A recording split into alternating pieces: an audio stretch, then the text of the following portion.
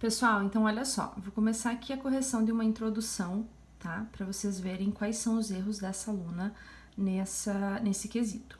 A proposta era sobre a crise psicológica na juventude brasileira.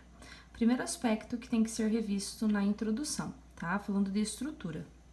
A margem, ok? Ó, não pode deixar esses espaços ao final das linhas. E cuidar, gente, quando vocês errarem, não há necessidade de vocês colocarem parênteses, tá? Então, quando vocês errarem, apenas um traço em cima da palavra é o suficiente. Ainda falando em relação à estrutura, gente, eu sempre oriento aos meus alunos escreverem 3 períodos por parágrafo, no mínimo, não é uma regra, tá? O mínimo é escrever 3 períodos, P de período, P de ponto.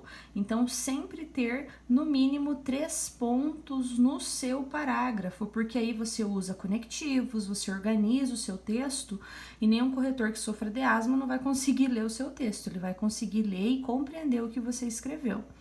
Outro aspecto que vocês têm que cuidar é com o uso do gerúndio, né? Ando, endo, indo. Isso em excesso na redação é um problema, então evitem isso no texto de vocês. Então aqui poderia ter colocado nessa perspectiva, o que cria, etc, tá? Falando de conteúdo, a proposta era crise psicológica na juventude brasileira.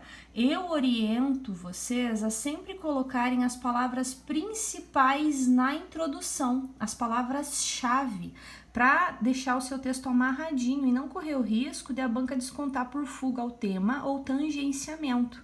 Percebam que nessa introdução, a aluna ela só colocou aqui, ó, evidente o quanto as relações interpessoais tornaram-se supérfluas, mas ela não falou da crise psicológica na juventude brasileira. Não ficou claro o tema aqui. Eu, Priscila, como corretora, não sei se ela abordou aquilo que a proposta solicitou, tá? Tem que falar da crise psicológica na juventude brasileira já na introdução, porque a relação interpessoal está, né, supérflua, não é comprobatório de que há uma crise na juventude brasileira, né, psicológica. Ela usou o Bauman para introduzir, mas não ficou bem relacionado, né? Eu sugeriria que ela focasse realmente a introdução dela na abordagem do tema. E aí ela colocou, criando assim um abismo em grande parte dos indivíduos. Um abismo sob qual perspectiva? Um abismo emocional? Que tipo de abismo ela está falando? Tá? Então ela deixou algo subentendido e isso é um problema na redação. O corretor não pode ter dúvidas quanto àquilo que vocês colocam no texto. Então aí está a correção dessa introdução.